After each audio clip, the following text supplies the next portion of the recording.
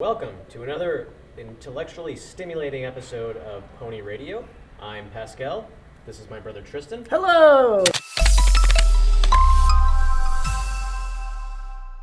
And with us today we have Professor Garfinkle. Good morning. Good morning. Let's see, What's our topic today? Today we're talking about criminal law. Criminal law. One of my personal favorites. Good guys versus bad guys. And, thank you for that. You're welcome. We should go to a caller. Oh, sure, let's see. Do we have a caller on the line? And we do. Hello, caller. You're on the air with the ponies. I don't understand. What is a crime? How is that different than a civil action? And sometimes crimes are also civil. How does that work? That's a great question. Sometimes you can do something to somebody or something happens that is bad enough that the state, the government thinks they should punish you for it.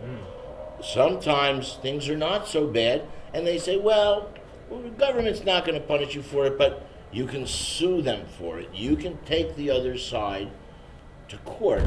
So if I steal your bicycle, maybe you just want to sue me to get your bicycle back. Right. You take me to civil court. Or maybe you just want to sue me for money so that you can buy a new bicycle. You sue me, then you can sue me in civil court. Right. But suppose I report it to the police and the police say, wow, he stole a bicycle. He should go to jail. Or he should have to pay a fine. Well, then that takes place in criminal court. Sometimes there are cases that are both in criminal court and in civil court. So suppose you stole my bicycle. I would never do that. And they want to put you in jail. They can do that if they find you guilty of theft, and they can penalize you and put you in jail. But that doesn't get me my bicycle back, and you stole it. And it doesn't get me my money back, and you stole it. No, I did not steal your bicycle. Well, the person who did. Of course you didn't, because you're a lawyer. That's right. And if you stole something as a lawyer, then you wouldn't be a lawyer for very long. But if you're not a lawyer and you steal something, and you're probably going to go to jail for it, and if you go to jail for it, well, then you're going to lose your license. Yes. Oh boy. But I'd come visit you in jail. I appreciate that, Tristan. You're very welcome. And they only have visiting days for attorneys. You can visit anytime you want. Anytime I Right. want. People who aren't attorneys have to wait for the regular visiting hours, but attorneys can usually visit people in jail anytime they want. I imagine a jail would be a terrible place for an attorney. It's a terrible place for anyone. Yeah, lots of people angry with attorneys in jail. Yes, it would not be a safe place to be if you're an attorney. You would ask for what's called PC, protective custody. Remember that, PC. Okay. But what's the difference then between a criminal suit and a civil suit? Well, in a civil suit, one party, one side, is suing the other side to get money or to make them do something. Right. In a criminal action, the state wants to punish somebody for something they did. And sometimes a case can be both. So that if you stole $100 from me and I report it to the police can take you to criminal court and try to maybe get you to go to jail or have a fine or something because you stole something. But I can still sue you because I want my $100 back and I know you have it. So sometimes a case can be both. Now, the cases are handled differently.